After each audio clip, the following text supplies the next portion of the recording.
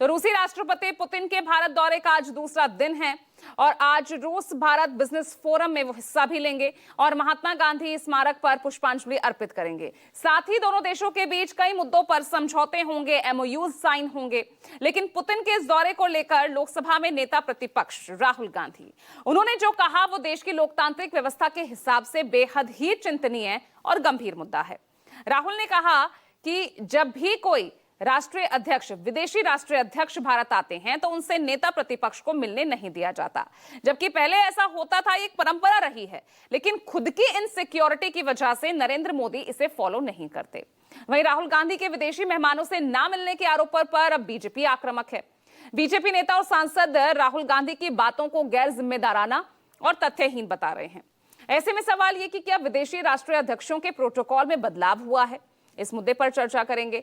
साथ ही चर्चा होगी, यानी यहां पर यह भी जानने की कोशिश करेंगे कि भारत रूस की ये मुलाकात का बाहर यानी अमेरिका और चीन पर किस तरह से असर देखने को मिलेगा, इस पर भी बात होगी। तो चलिए सबसे पहले पॉलिटिकल रिएक्शंस इस विवाद को लेकर क्या कुछ सामने आए हैं, पहले वो सुनिए, फिर आगे बढ़ते हैं।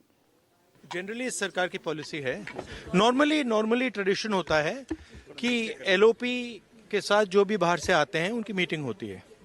ये वाजपेयी जी के टाइम होता था, मनमोहन सिंह जी के टाइम होता था, ये ट्रेडिशन रहा है।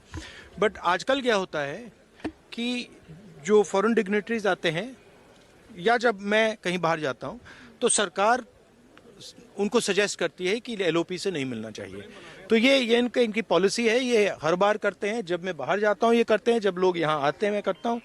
हमें मैसेज मिलता है कि हमें बताया गया है कि सरकार हमसे कहती है कि आपसे नहीं मिलना है। जब कोई विदेशी डेलीगेट हिंदुस्तान आता है तो ये एमईए का दायित्व है कि सरकारी अधिकारी और सरकार के साथ उनकी मीटिंग कराए। जो डेलीगेशन विदेश से आती है वो तय करती है कि हम किससे किससे मिलेंगे, उसको फैसिलिटेट एमईए करती है। अभी तक राहुल गांधी एलओपी के रूप में भारतवर्ष में किन किन से मिले हैं मैं बताना चाहूंगा।